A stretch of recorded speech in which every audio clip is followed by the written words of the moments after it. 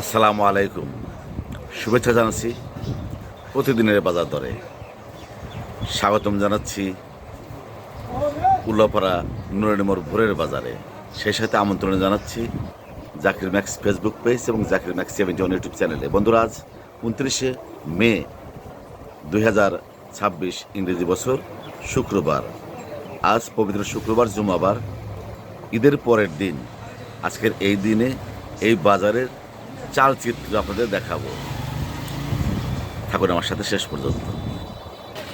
দেখুন আমাদের বাজারের পূর্ব সাইড একেবারেই ফাঁকা, মানে বিক্রেতা যেমন নেই, ক্রেতাও তেমন নেই। যেহেতু আজকে ঈদের পরের দিন, মানুষ সদাই বাজার সাথে যা করার তা গতকাল বা পরশুদিন করে নিয়েছেন। আজকে প্রয়োজন অনেকেরই নেই। এই দেখেন, এটা হলো পশ্চিম সাইড, এদিকেও ফাঁকা। দুই একজন মাছ বিক্রেতা এসেছিল, তা প্রায় শেষ হয়ে গেছে। আর গোস্ত তো বলাই যায় না, গোস্ত অলরেডি গতকাল যেহেতু কোরবানি গেছে, গোস্তর চাহিদা আজকে একেবারেই কম। সবজি বিক্রেতা দু একজন এসেছেন, আর মাত্র একজন একটা মাছ নিয়ে এসেছেন, সে হলো তেলাপিয়া মাছ। এই দেখেন, আজকে যেহেতু ঈদের পরের দিন, আজকের দিন তেলাপিয়া মাছ কত করে কেজি? আজকে 180 টাকা কেজি বেচলাম তেলাপিয়া কেজি। বা 180 টাকা কেজি তেলাপিয়া মাছ। আর কেউ মাছ আনে নাই, তার মানে মাছের চাহিদা আজকে নেই বলতে চলে। চলে, কালকে হবে।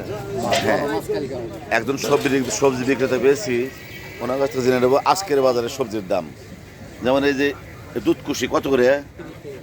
30 টাকা কেজি। আর যে এক একটা কুমড়ের পিস কত করে? 20 টাকা পিস কুমড়।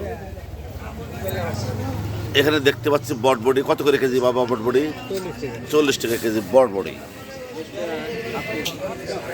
দেখেন বন্ধুরা, একেবারে ফাঁকা বাজার। আর এই কারণে সবজি বা তরিতরকারির দাম একেবারে কম বললেই চলে, যেহেতু নেই। আর অনেকের চাহিদাও নেই আজকে বাজার করার, ফাঁকা বাজার। আমার ভাতিজা দোকান সাজিয়ে বসে আছে, কিন্তু গ্রাহক কম। আজকে তো খরিদ্দার একেবারেই কম বলা চলে।